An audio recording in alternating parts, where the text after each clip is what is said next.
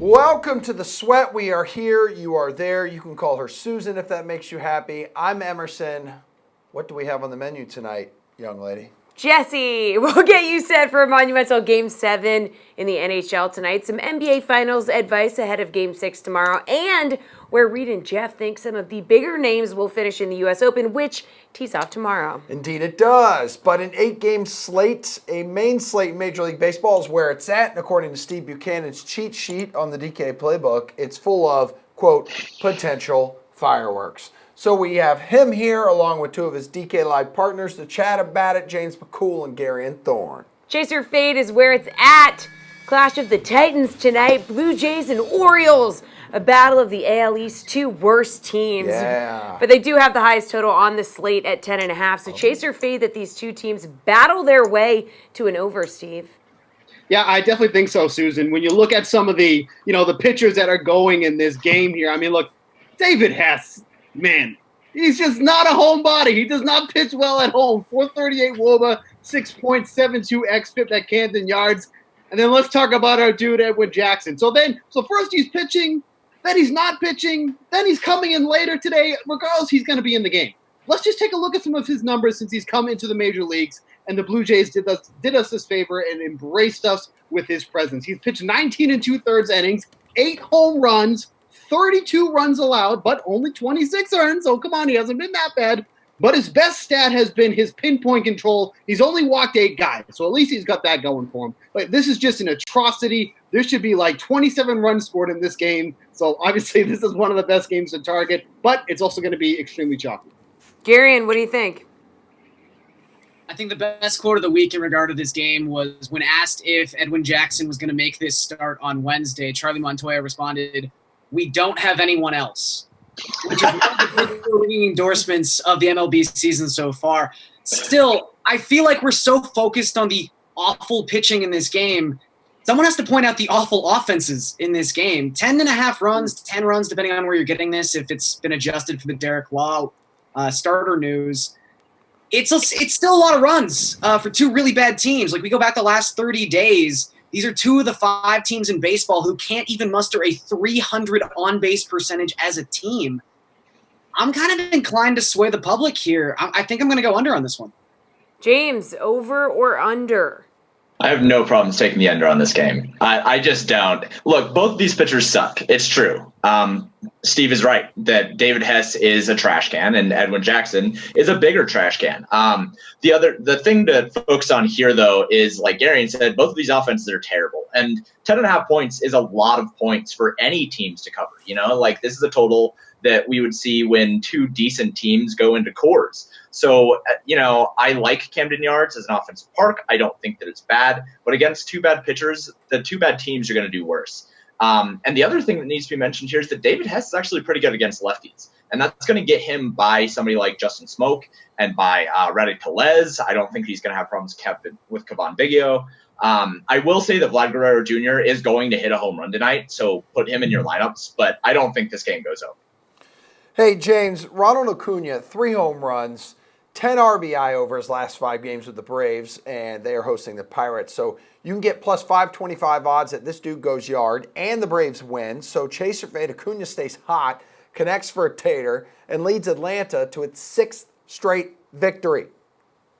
Yeah, so I actually really like Ronald Acuna Jr. tonight. He has a really good matchup against Mitch Keller, who is somebody who he should be better than he is. He has a really high strikeout rate.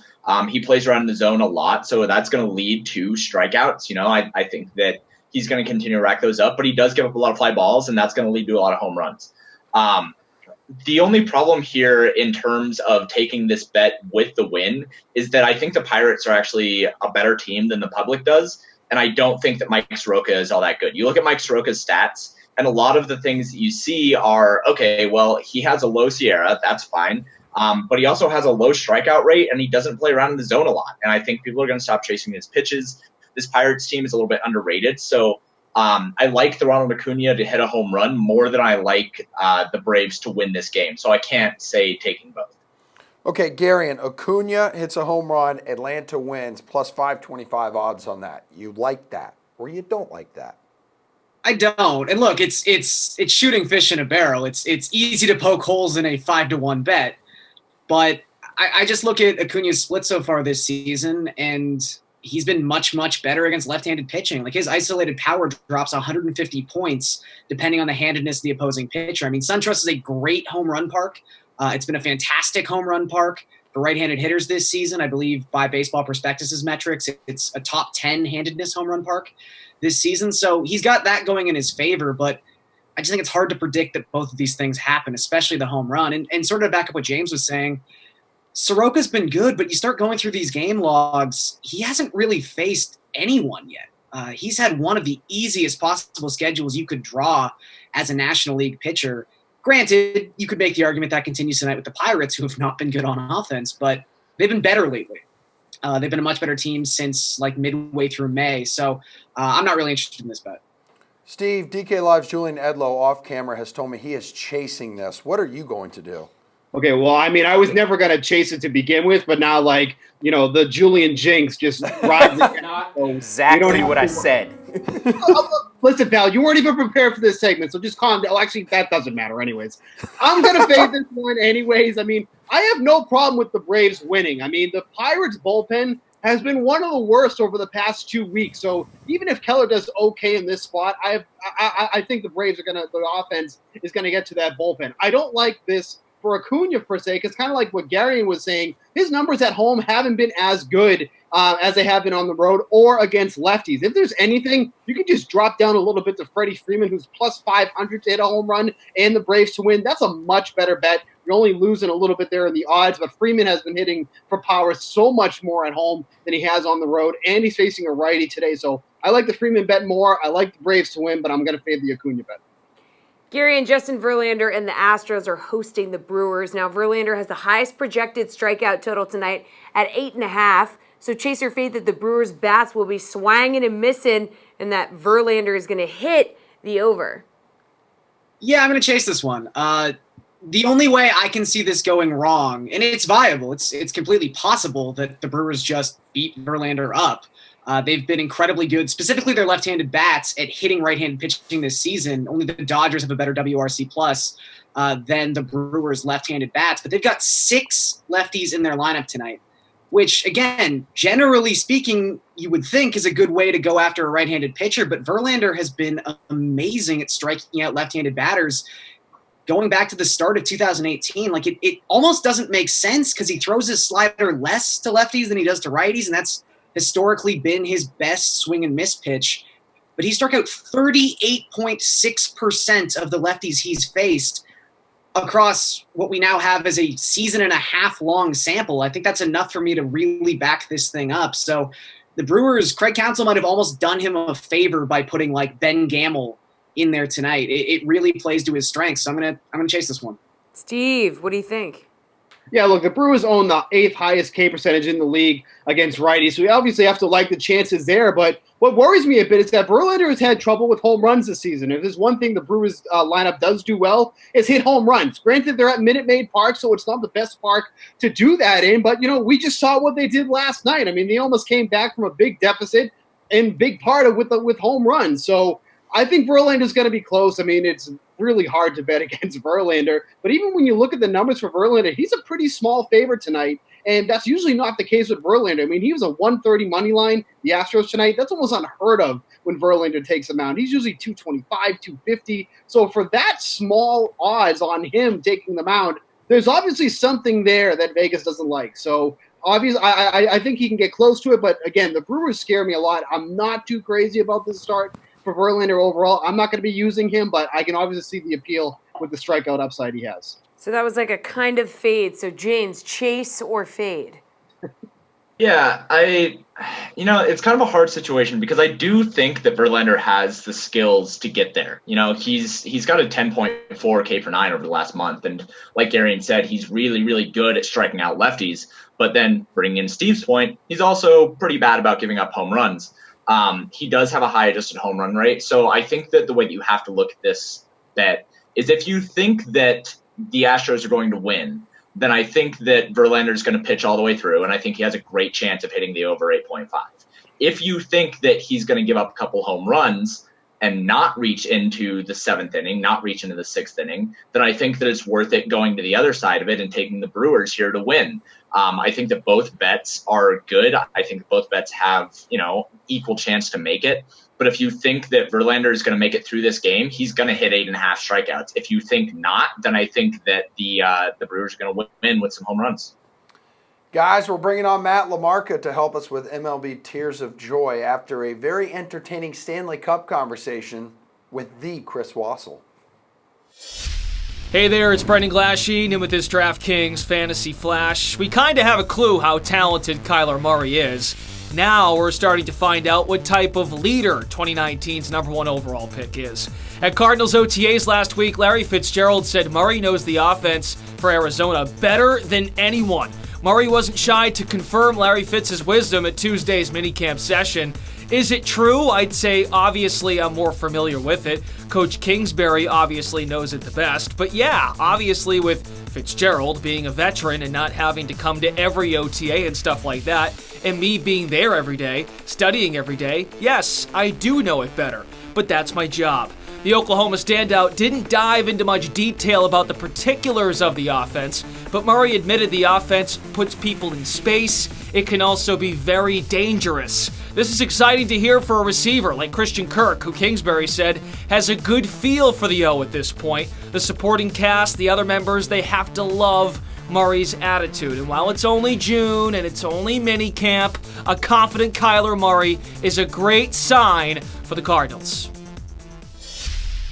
Welcome back to DraftKings is the Sweat, and we are not alone, people. Joining us right now, a man whose voice and face is familiar to those of you in Kansas City. And if you're like, well, I don't live in Kansas City, that's okay. Allow me to introduce you to Ryan Lefevre, Royals broadcaster for more than 2 decades now. Welcome to the show.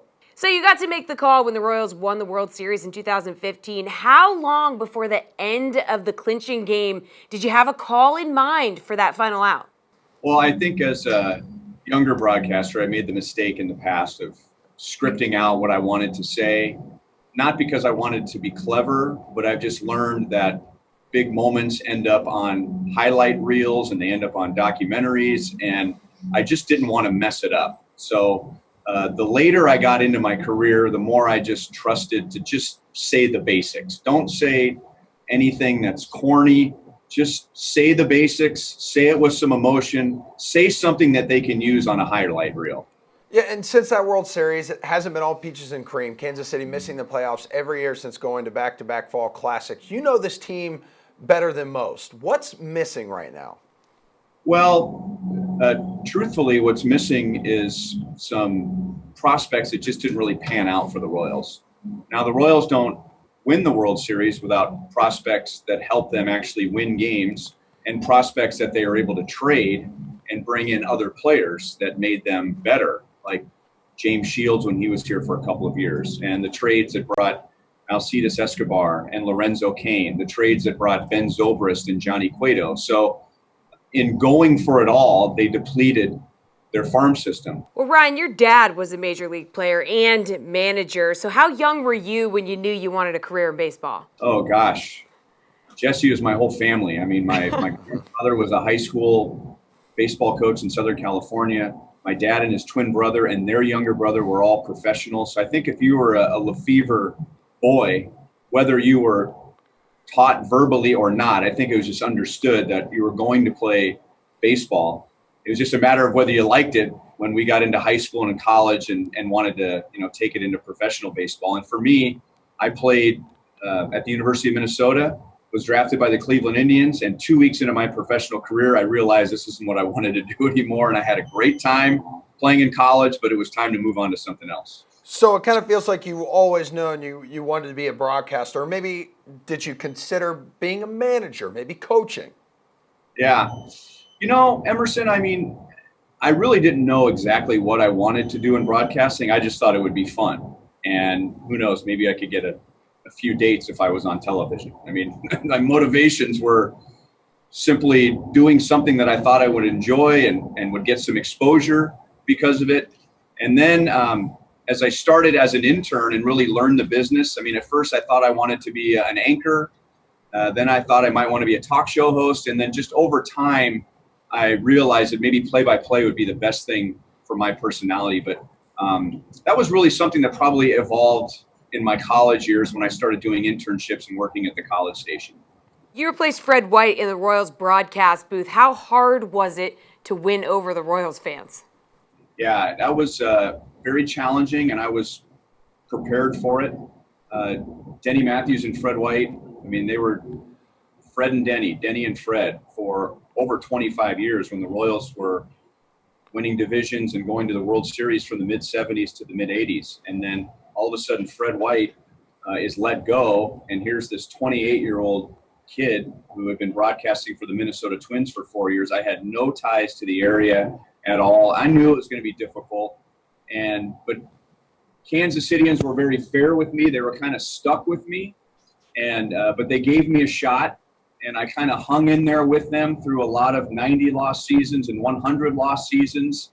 And a great twist to that story was when Denny Matthews, our lead radio announcer, who's in his 51st year doing the Royals on radio, when he started taking road trips off, Fred White did the game. So suddenly Fred White and I were on the air together, the guy whose chair I was literally sitting in the radio booth. And I think the fans finally thought, well, if Fred can tolerate him, maybe we can too. Ryan Lefevre, thank you so much for having fun with us today. We appreciate the time. What up? It's Brendan Glasheen, and with this DraftKings Fantasy Flash, Saints defensive end Cameron Jordan got that money Tuesday. Now that they extended one All-Pro, who's next for New Orleans? Another All-Pro, Michael Thomas, the 26-year-old, just wrapped up his third NFL season, enters the final year of his rookie deal. He's racked up nearly 3,800 yards and 23 touchdowns. In 2018, Thomas averaged 20.6 DraftKings points a game. That was seventh best among all NFL wide receivers. His head coach, Sean Payton, seems pretty certain New Orleans will take care of the star wideout. Here's Payton. He's been very consistent, and he'll be the next one, I am sure. Mickey Loomis, he's talking about, the GM, will be working. I know that they probably have already begun discussions. I leave that to those guys to handle. He competes, he is durable, and he is someone that enjoys playing. When you look at Odell Beckham Jr.'s extension signed last August, you gotta think Thomas is bound to make at least $20 million a year. OBJ's getting 18, so something like that. Saints dodged paying Brandon Cooks a few years ago, remember. We'll see if Thomas is a different story.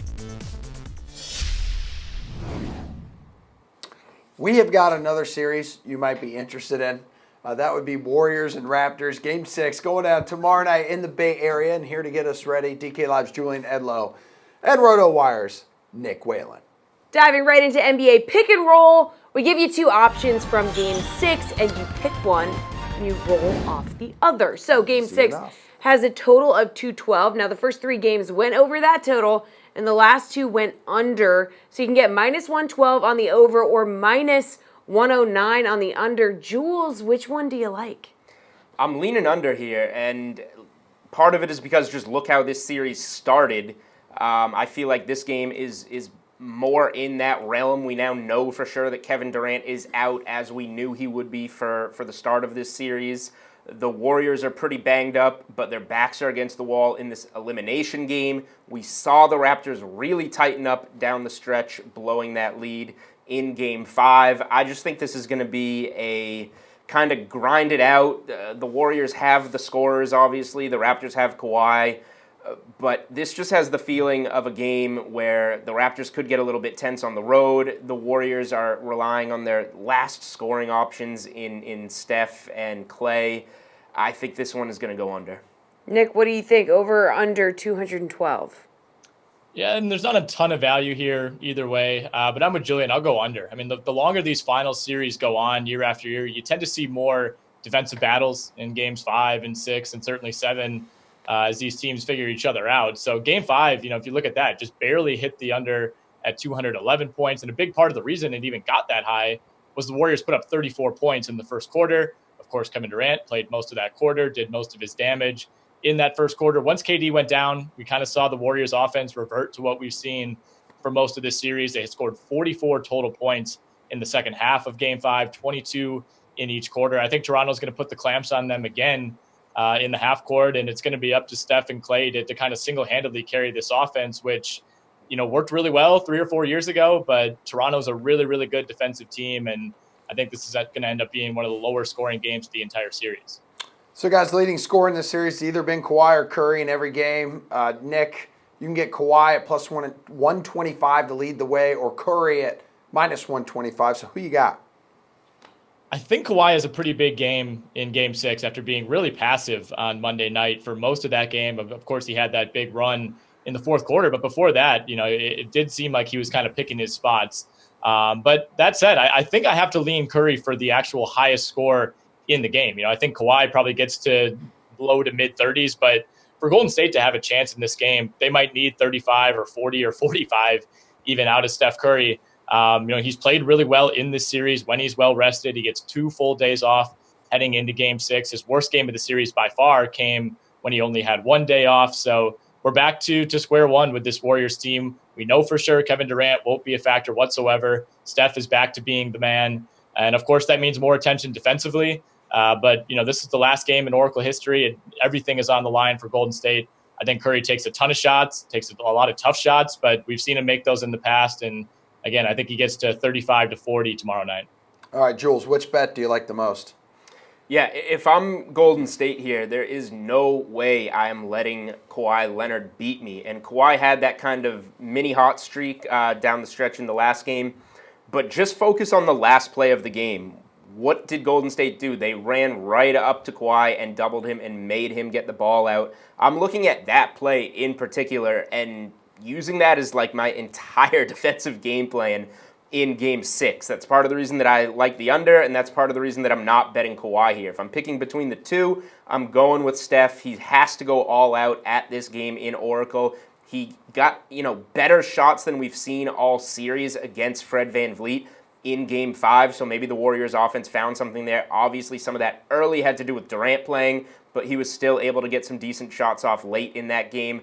However, I think if I'm going to bet anybody here, I'm looking at Klay Thompson at plus 800 just because the odds are so much better and we know what Klay is capable of when he has those ridiculous hot streaks. Since coming back from the hamstring injury, he's played 42 minutes in each game. He's scored 28 and 26 points in these games, which is not far off from what Kawhi and Steph are capable of. He took 21 field goal attempts in Game 5 in Toronto. So rather than picking between these two, I'd rather take some small money and go for the plus 800 number on Klay.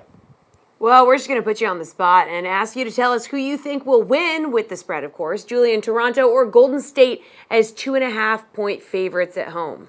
This series is so unpredictable. So many injuries have been thrown at us. The road team has won 4 games in a row now. This is such an impossible game to pick, but I have to lean Warriors in this spot. I think the Raptors have played like the better team so far, but I think the Warriors will be the more desperate team in this spot. Nick's mentioned a couple times last game at Oracle, there's something kind of special there to play for, as if your backs against the wall in the NBA Finals aren't special enough. I just really have to lean Warriors in this spot. And are they really going to lose all 3 games at Oracle Arena in the NBA Finals? I find that so hard to believe.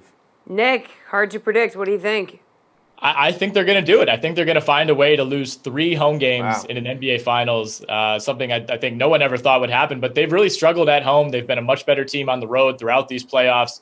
I do think the Raptors are going to win Game 6, so I'll take Toronto plus 2.5. If Golden State wins, it's going to be close. So that spread definitely does matter. The Warriors' 2 wins in this series have come by a combined 6 points. Toronto's been able to win big at Oracle twice already. Like I said, neither of those games were overly close.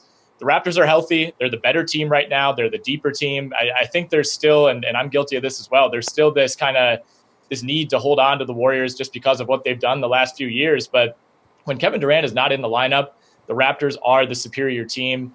And it hasn't really mattered where the games have taken place so far. So to me, the Raptors should win this game. Everything points in that direction. The big question to me is whether they'll have the mental toughness to put Game 5 behind them. No matter what they say, they had to be thinking late in that fourth quarter, we're 2 minutes away from the first NBA title in franchise history. To have that ripped away, to me, the biggest factor is just being able to come back out with that same intensity and focus defensively that they've had throughout the series. If there's one guy in the league who can do it, it's Kawhi Leonard. I'll take the Raptors plus 2.5 tomorrow night. Excellent work, you two ballers. Go enjoy your evenings. Jessie and I will be back with our baseball panel. But first, here's a little bit of hockey chatter with our Panel B podcast. If the Blues are going to win this series tonight, they have to play as much 5-on-5 hockey as possible. Their power play has been, I don't even know if there's a family-friendly word to actually describe it properly, but they're 1 for 18 on the power play in the finals here. Their only goal came in Game 3, which they ended up losing 7-2. It's amazing when they're on the power play how poorly they look. I mean, this late in the season, it's shocking just to see how bad it's been. And then you look at the Bruins, like just the complete opposite of how they've been on the power play. But yeah, as much 5-on-5 hockey for them tonight, I think, is what's going to be key if they want to try to take this game away. So they're going to actually ask the refs to not help them. So here's something, though, sticking with the lines. And I got this from Mitch Moss on Twitter. A Game 7 in the Stanley Cup final has not had more than 5 goals since 1950. There are 12 unders and 1 push. Wow. There you have it. An interesting thing, too, looking at the timeline of the Bruins Stanley Cup odds, they were plus 240 after losing Game 5. So, wow. Pretty strong take there to say the Blues weren't going to lose 2 games in a row. Sure. Yet here we are. They lose 1 of those, and the Bruins jump now to minus 167. Exactly. That's like, and that kind of shows that it relates to what I was talking about with the Warriors. Like the Warriors were plus 350, or some places even higher before Durant got officially ruled in, and it's like the steepest hill to climb, but then the Warriors win that Game 5, and then it's like, oh my God, they're alive. Sometimes it just takes one game to completely flip the narrative of these series, and it reflects that in the gambling line. So if you get ahead of it by a game and plan for that narrative, now obviously it sucks that Durant got hurt. Otherwise, the Warriors would be looking a lot better. But it's just a good way to kind of go against the grain one game early, and then a game later, you're looking at a team that could be favored in the series. Yeah, and especially a series like this with the Bruins and Blues, 2 teams who play very similarly. Yep. You're expecting a lot of close, tight games, and then you kind of give the Bruins the edge there because they have a little bit more offensively. They obviously have the experience as well, and you're starting to see them, and that does play a role, at least in hockey, when you get this late in the season. It is time for some tears of joy, like every time I see Steve Buchanan in the DraftKings offices. Hi, Steve. Hi, James. Hi, Matthew LaMarca of the Action Network. So this Tears of Joy is totally different than what you're talking about. We need help trying to decide who the best option is in tonight's MLB Tears contest. Okay. So, do you get it? Plan. Matt, who's your guy in Tier 3? Yeah, so for me, this one comes down to the 2 guys on the Minnesota Twins, Max Kepler and Jorge Polanco. I'm giving the edge to Polanco here. He's been slightly better against right-handers over the past 12 months. He's also posted the better StatCast numbers over the past 15 days. If you look at the Twins, they've got the highest non-cores implied team total on the slate at 5.6 runs. So I think it's one of those guys that you're going to want to target. And for me, Polanco has just slightly more upside. James, who are you going with? We're going to go with Max Kepler. I really, really like the Twins tonight against Tommy Malone. I think that he's kind of luck boxed his way through a couple starts, but going against the Twins is kind of the proxy for how good a pitcher can actually be in the MLB this year. So I really like Max Kepler. He's crushed in these hand-in-disc matchups. He's got a 6.6% expected home run per plate appearance. He's expensive, but he's a really, really good play in this spot in a neutral park against a really home run-prone pitcher. Steve, you feeling one of the guys on the Twins? Yeah, and it's definitely going to be Rosario. And you got to remember, too, that the Mariners are running with an opener, so they're going to have Malone coming in for the bulk of the innings, and that's a lefty. And that's where the Twins have been smashing all season long. So I'm going to go with Rosario. Even on the left-on-left matchup, he's still posting a lot of power, 345 WOBA, 207 isolated power. And, look, Malone stinks. I don't care what he's done so far. Like, there's a reason why he couldn't find a job to start the season, and I think he's just going to get wrecked by this Twins team tonight. So definitely going with Rosario in this spot. All right, take us to Tier 5 and who you'd roster, James. Lots of options, so let's try to thin this one out. Yeah, I mean, I'm going to go with another Twins player, and I'm going to go with Byron Buxton. He's somebody that people kind of gave up on this year after, the Adalberto Mondesi thing kind of came to light in the offseason. People were entirely forgetting about Byron Buxton, but, I mean, Byron was Mondesi before Mondesi was Mondesi. This is a really, really good athlete that had kind of a down year last year, and he's coming into form into what people thought that he should have been. He's got a 573 x-slugging percentage and a 372 x-WOBA in this handedness split up against Malone. And he's been hitting towards the back of the lineup, so people have not really been putting him into their stacks. I think that you should probably go against that and start putting him into your stacks. He's been mashing. He's a really good home run hitter, and I think he's probably the best in this tier. Okay, Steve, who's the best in this tier in your opinion? It's always CJ Cron versus a lefty. Because remember, Malone's coming in for the bulk of the innings in this one here. It's actually pretty unfortunate. He's dropped a little bit in the lineup, so he loses some of his appeal because he usually hits around fifth or whatnot, but he's batting seventh tonight. But still, you look at his numbers against lefties. I mean, they're just almost ridiculous at this point. 477 WOBA, 404 isolated power, 6 of his 14 home runs. I mean, really, you can't ask for anything more than that. Like I said, drop in the batting order isn't ideal, but in the tiers contest, we're not worrying about salary or anything like that. Just strictly on their performance. If that's what we're going to go by, then yeah, it's always going to be CJ Cron. Matty, a couple good options there to try to differentiate yourself a little bit in tournament play. Who do you like? Yeah, so in the Fantasy Labs models, we have the Twins guys as the highest rated batters in this tier, but I'm going to go in a slightly different direction. I'm going with Gurriel.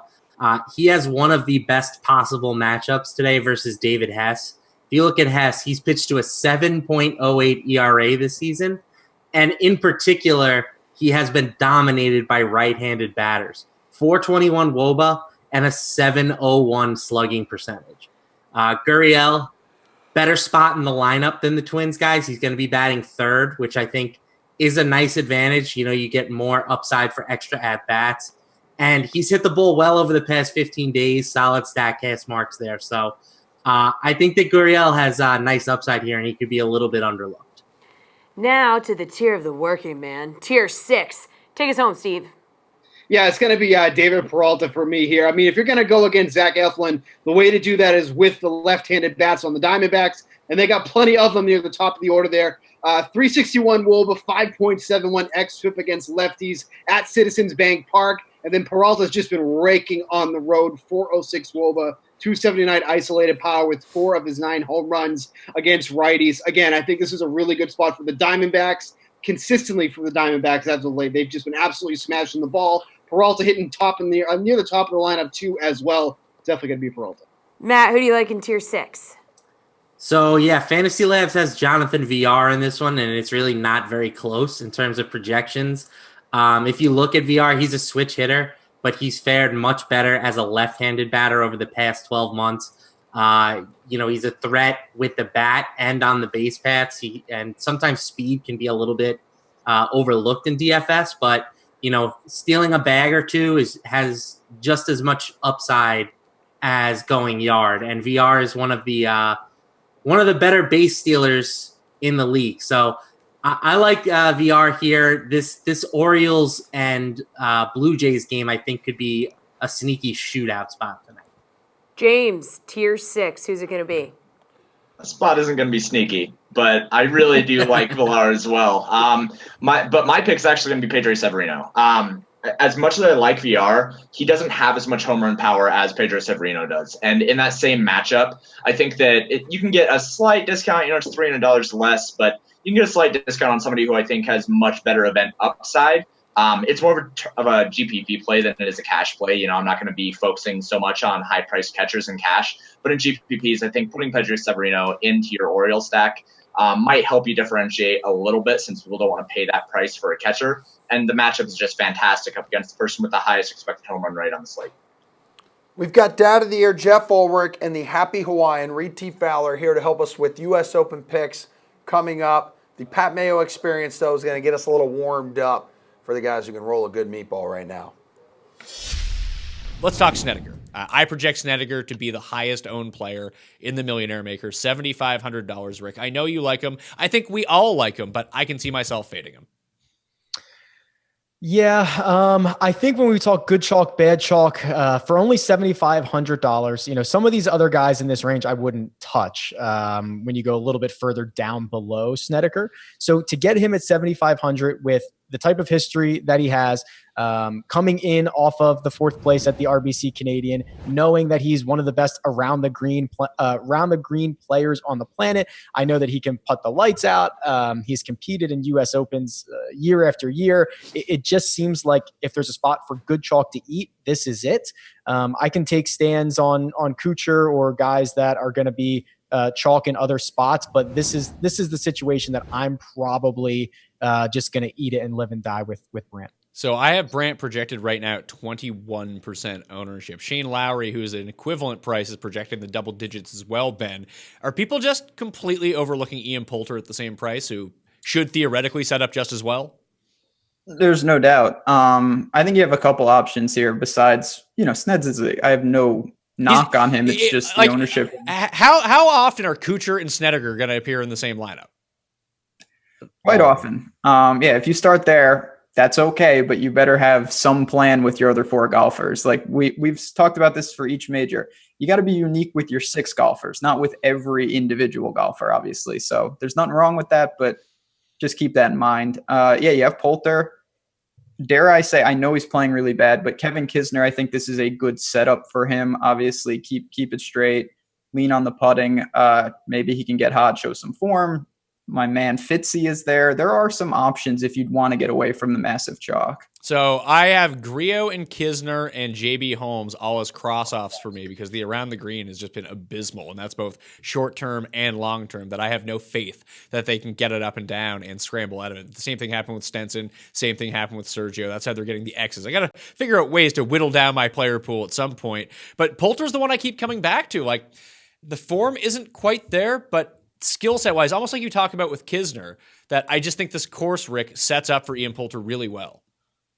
Yeah, and when we're down here in the 7,000s, right, you don't get everything. You don't get skill set plus recent form plus course history. You don't get it all because those guys wouldn't be $7,500. Well, hold on, except for Brandt Snedeker.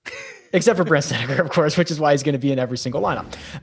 So when you're looking at and checking off those boxes, no, Poulter does not have that recent form. But if you are a type of guy who relies on skill set or wants to weigh that, yes, he certainly fits. Back with my favorite co-host, Emerson, joined now by my favorite analyst, Reed Fowler, and my other favorite analyst, Jeff Ulrich. That is not what the prompter says. Emerson tried to get me. Favorite analyst. He tried to get me. He's not even ready yet. Look at him. He tried to get me. Is that your dog on your shirt? And we can't hear Jeff. Perfect. Slate approved. Okay, so I definitely know we're going to start with Reed on this one. Gentlemen. Oh! There we go. All right, so my U.S. Open roster is built, ready to deliver a whopping $8 to my account after I mash Reed in the head-to-head. But for those watching who still need help, predict for us where the following golfers will finish. Jeff, how about last year's runner-up, Tommy Fleetwood? Yeah, Tommy Fleetwood's an interesting case. I mean, I want to make a case for him to be like this sleeper, a guy who's fallen a little bit under the radar and is going to rise up and kind of surprise everyone. Obviously, it's solo second last year at the U.S. Open, made that huge Sunday charge. He almost, he almost won the U.S. Open. At least almost got into a playoff with Brooks Koepka last year. We've seen him play well at majors before, played really well at the Players early in the year. I just don't really think that he's got the form right now. He hasn't played since the PGA Championship, which he was kind of crap at, to be honest. The ball striking was horrible there. Before that, he played over in Britain, had like a top 10, but there was a really weak field. I just don't really see it. I mean, T45 here early in the year at Pebble Beach. I just don't think he's quite there right now with his game. I think maybe later in the summer, like at the Open Championship. But for right now, I'm gonna slot Tommy in for like a T30, and I just don't think it's going to be a big week for him. Reed, he nearly pulled off his first stateside victory last year at Shinnecock. So is he going to be close? Shake your head at me, Fowler. No, he's going to be close. Tommy Fleetwood is one of these guys. And I think, Jeff, he makes a decent point. I'll give him that most people talk about Tommy Fleetwood every single time a major comes up and he doesn't win. So he has some of this fatigue, and I was talking with May on our show earlier today, and people just always talk about Fleetwood, and he doesn't deliver. So I can get where Jeff's coming from, where you talk about it so much and he doesn't do it, but the form is there. For the last 24 rounds, he's top 15 in ball striking. Around the greens, he's top 25. He has solid finishes. We know this at the U.S. Opens. Before, Shinnecock, Aaron Hills, those are, maybe some outliers. You want to see more of Chambers Bay, Oakmont, Marion type of experience. But Tommy Fleetwood, yes, he's a European. Yes, a lot of these Europeans like Francesco and some of these guys might be overlooked. This is a coastal course. Weather's not going to be terrible. The wind is picking up a little bit on Friday. I think this guy could win this. He has that ability with the ball striking and the putting to win this tournament. So I got him for a 4th place to a win.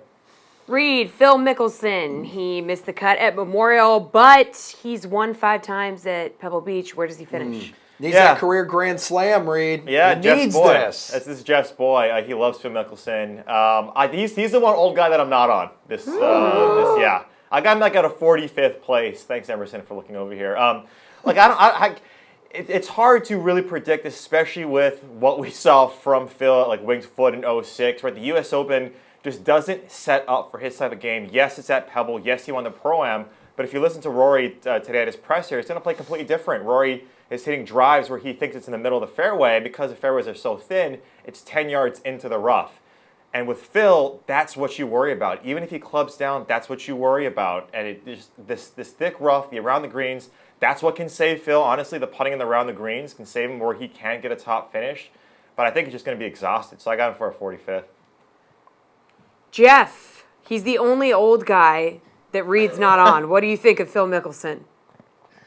I mean, I think of all the players we're going to talk about today, this guy has the biggest range of outcomes. Yeah. Anywhere from a bad missed cut, because he just can't keep it out of the rough, to challenging for the win. And I say that wholeheartedly. I mean it. I mean, Phil Mickelson has tons of experience playing Pebble Beach. And I know the conditions are different from the Pro-Am, et cetera. He was T5 here back in 2010, though, and the same issues are going to be presented to the players. Really fast greens that are tough to hold, really high rough. You have to keep it in the fairway. Phil knows how to do that when he needs to, and he obviously knows his way around Pebble Beach. So I'm going to make a case for him that he actually has a pretty good week. I don't think he's going to win, but I'm going to say he surprises some people, especially in DFS. I think he's going to finish. I'm going to throw out T12. Again, maybe he gets himself in and he just can't close the door because I just don't see his recent form being that good. That's another issue with Phil. But I'm going to say the experience pays off, and he finishes inside the top 20. Jeff, speaking of a guy who knows his way around Pebble Beach, my slate approved pick this week, Jason Day. Where do you think he ends the weekend? Oh, great. I mean, I'm so glad we got that out of the way, Emerson. Everyone was dying for that. But, yeah, Jason Day is another one. I mean, you look at his stats, his strokes gain approach is terrible. I mean, it's in the Scott Brown, Robert Streb territory. Oh. But it's Jason Day. I mean, he's another player. He's kind of like Phil. He's got great experience at Pebble Beach. And his short game, it works here. His putting on Polo Greens he's probably the best Polo Green putter in the world, to be honest. And I mean, again, it's not hyperbole. He really is. So he's got some big advantages at this course that he's flashed over the years. He's got Steve Williams on the bag, which I think is a good thing for him. I think it shows he's a little bit focused, talking about wanting to get back to number one in the world. Maybe I'm reading into the narratives a bit too much, but I'm going to pencil him in for a T4 this week. I think he challenges. I wouldn't be shocked to see him win, and I think he is going to have a big week. 6 top 10 finishes and 10 Pebble Beach Pro-Am starts. Reed, you and Pat Mayo talked about it on y'all's show today. He loves them. Do you? I like that little southern twang you got there in your voice all of a sudden, Emerson.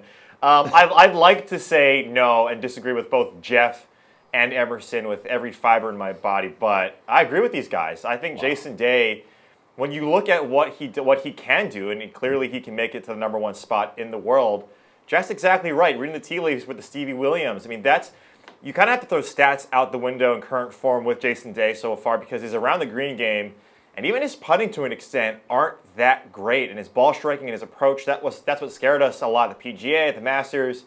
So far this season, it's not been that good. But if you look at long form, and this guy is clearly one of the best in the world. If he has focus, it's the idea that we're looking at the previous U.S. Opens more as corollaries than Pebble and the Pro-Am itself, he does extremely well. He did extremely well at Oakmont, at Chambers Bay, and Marion. I mean, this is sort of the track that you want these guys to do well. So I got him for 9th place. I'm not as bullish as Jeff with Jason Day. I just think those approach shots are a little wavery.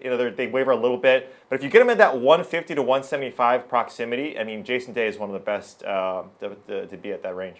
Last one here, Xander Schauffele. Reed, where does he finish? Man, if you read Jeff's cheat sheet, he loves him some Xander. So I'm going to give him the floor on this before I say that. I think he finishes 6th place. I think that's where he finishes right now. But look, Xander, again, one of these guys, a Patrick Cantlays, a Tommy Fleetwoods. He is sort of the Brooks Jr. He comes and he shows up at these big tournaments. We saw him at the WGCs, the Tour Championship, Tournament of Champions, all the majors. He is that guy who plays up to the competition. He's fixed his around the green games that was ailing him last season, and he's extremely good with the approach. So I like him for a 6th place. Yeah, I mean, I like Xander Schauffele this week. I think he's going to win. It's pretty much that simple. I think he's got the right mentality. I think when you look at some of these younger players, the guy closest to Brooks Koepka in terms of how he approaches the game and just how he thinks under pressure, I think it's probably Xander. I mean, we saw it earlier in the year when he came out and just blitzed the field on Sunday and shot like 62 to win in Hawaii. First in strokes gained tee to green his last start at Memorial. Huge week driving there. And it all went under the radar, and that's what really has me on him this week. I think that he's coming in with a lot better form than people realize. He's showed some West Coast form before. He's only played Pebble once, but it really doesn't bother me that much. This is a player who's finished inside the top 10 the U.S. Open the last 2 years. He just sets up really well for this event, in my opinion. And like I said, it's not a matter of if, it's a matter of when with Xander Schauffele. And we'll see how the course plays. It could be a bit too technical for him, but I really do think he's going to have a great shot to win this week. Slate approved pick time. You guys all know mine, but Jeff, who is yours? Yeah, it's a guy we just talked about. It's Xander Schauffele. So put up the X, whatever. But he's going to be my Slate approved pick. Reed, looking forward to hearing yours. Give me the long, flowing locks, Tommy Fleetwood, baby. Okay. All right. I may roster him too. All right. Thank you, gentlemen. Now for a Stanley Cup preview with Adam Kaufman and Ben Zwyman.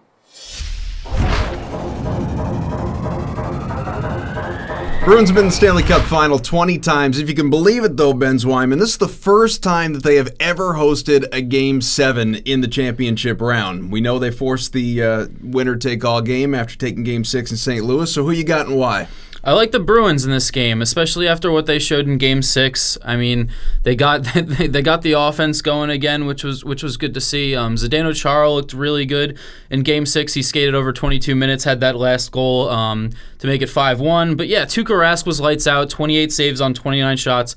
12 saves on the power play for him. Looked really good. He's been fantastic at home, so that'll play a factor in Game 7. But yeah, I mean, the Blues just don't have anything really going for them too much, which is sort of why they've muddied up the series a bit, right? They were 0 for 4 on the power play in Game 6. They're 1 for 18 in the series on the power play, and their penalty kill hasn't been good. So special teams has been a big factor. So yeah, heading home, Game 7, the Bruins have been in this situation before. I think they get it done. I think it's 3-1. That's what I'm calling. Well, we're going to find out how much experience matters, right? Patrice Bergeron, Zdeno Chara, you mentioned, Brad Marchand, Tuukka Rask, though he wasn't in net back then, and also David Krejci. All these guys, they played in that 7th game in Vancouver to win the Cup. So they have that element of experience that the Blues certainly don't have. Slate-approved pick. Who's going to stand out? I'm going to go with Charlie Coyle at 7,100. It's more of a narrative kind of thing because he's a hometown guy. He's from Weymouth, Mass. In front of the Boston crowd, I think he's going to step up in this game. But he has been pretty good. He's got 3 goals in the series. That third line's been fantastic. And I think the first line stepped up in Game 6, but I think the Bruins will still have to look for depth scoring in a tight Game 7. You just want to see Coyle's grandma ring that cowbell. That's what I want to see.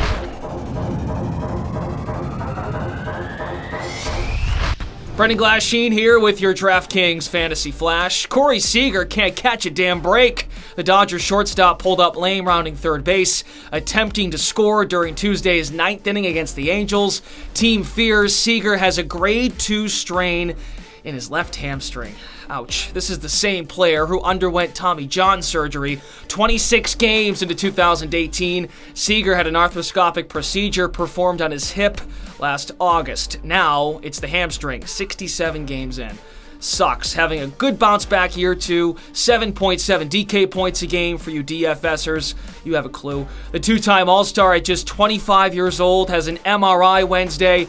Manager Dave Roberts said post-game early indications where it's a grade 2+ strain.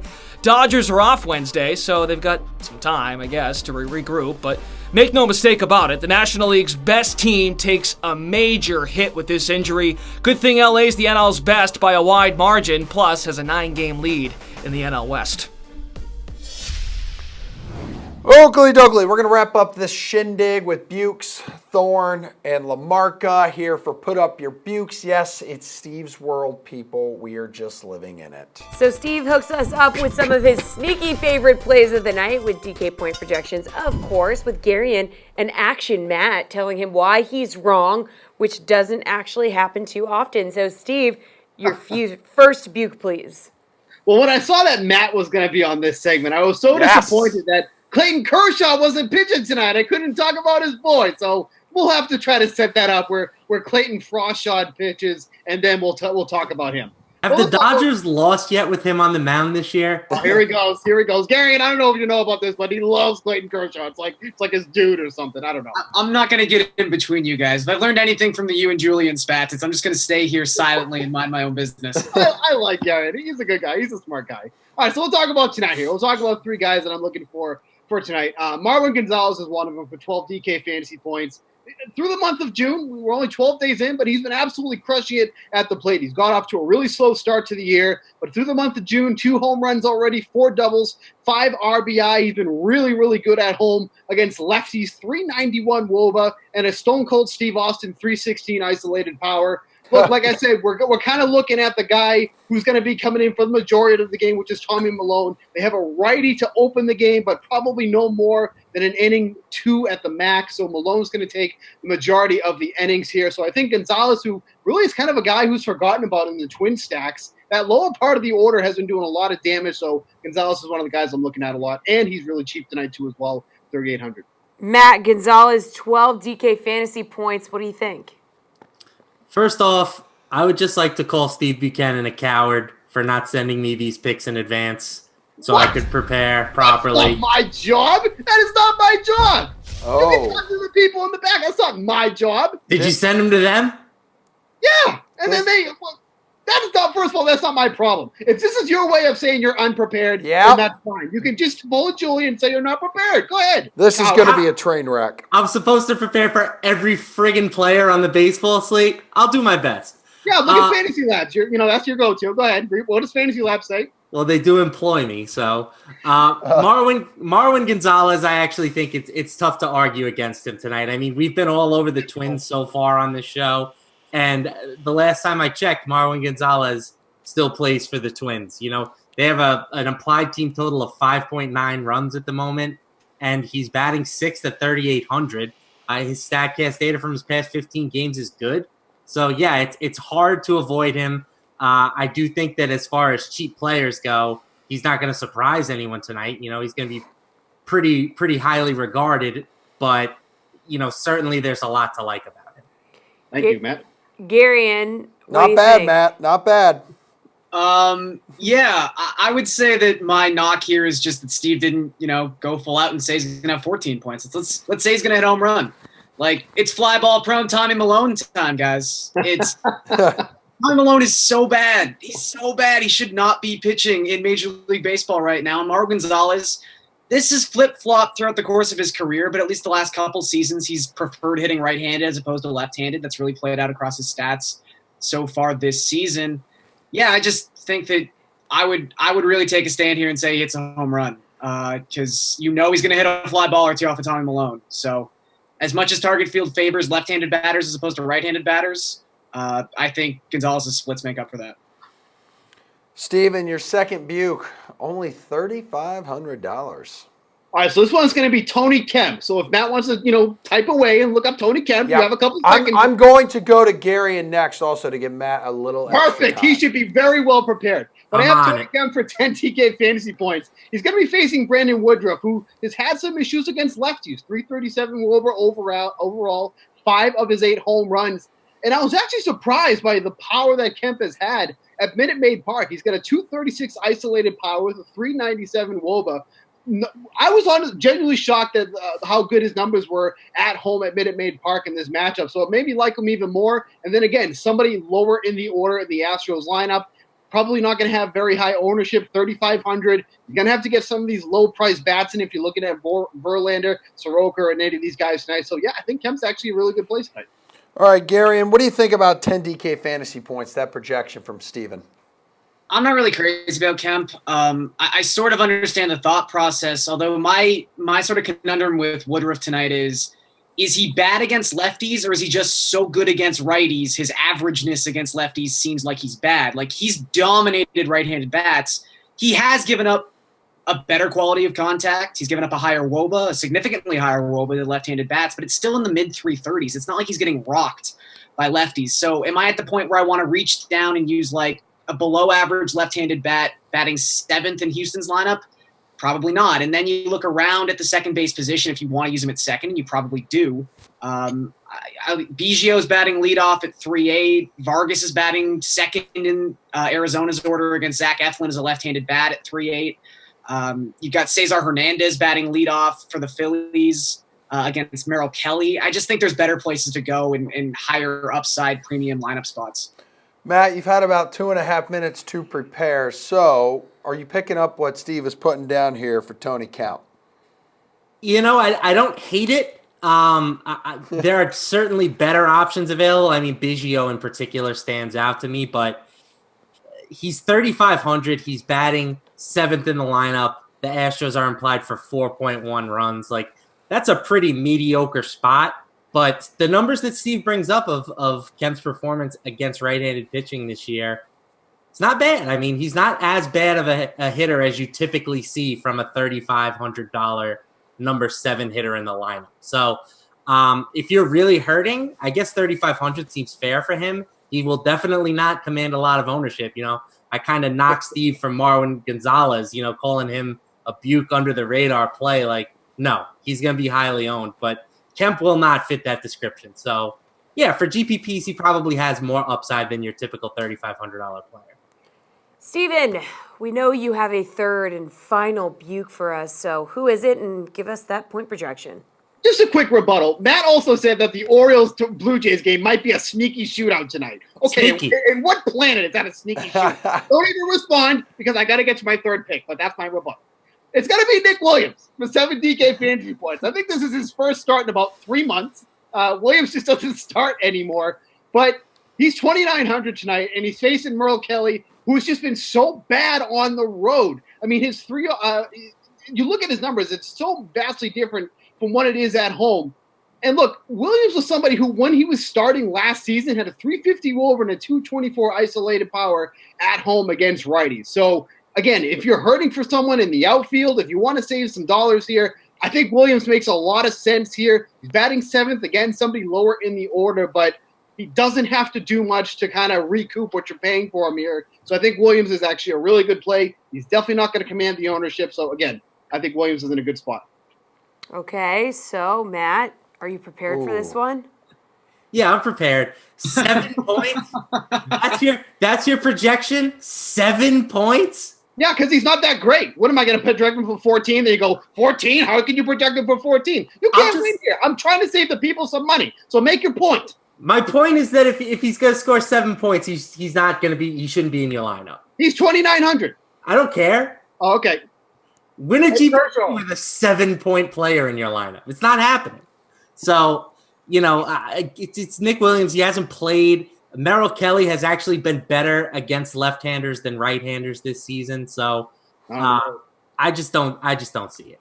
Gary and Nick Williams, can he get 7 fantasy points? And do you want him if he can? I mean, he might be able to get 7 fantasy points. It's not that high. It's not that high a bar to clear. Not gonna lie, but oh my god, he's so scared. I don't know. 2-9. Like, I guess that's the justification here. 7th's not a great spot in this order. I do like picking on Kelly.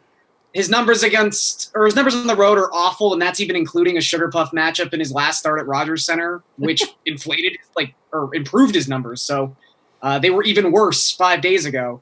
I'm mostly just upset Bryce Harper is not in this lineup because I liked his price at 4-2. So that's pretty much where I'm at with this pick. All right, your lock of the night here, Steven. Slate approved pick, please. Yeah, it's going to be Nick Williams. No, it is not. That's what I'm going with. Okay, fair enough. That one's on you, buddy. Garion. David Peralta at 4-4. And Matt, do you have this prepared? Nelson Cruz, 25 fantasy points. How's that for a There we go. Oh, damn. We had the sweater meter going off. Stupid. We don't have that. All right, man. I'll be looking to see what Nick Williams does tonight. That's for sure. We'll see you guys tomorrow at 6 p.m. Wherever you watched us today. Download the DK Live app. See you tomorrow at 6.